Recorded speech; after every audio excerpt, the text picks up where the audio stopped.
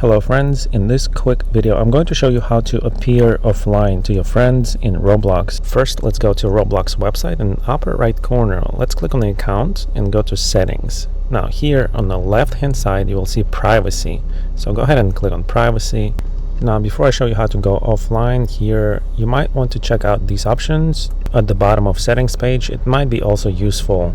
But if you want to go completely offline so none of your friends can see you, go ahead and scroll up, and here we have more options. Here under communication you can select who can text chat with me, and in this drop down select no one. But if you want to go completely offline so none of your friends can see you, go to the drop down directly below communication. Here change custom to off and you're good to go. And that's it guys, this is how you go offline in Roblox.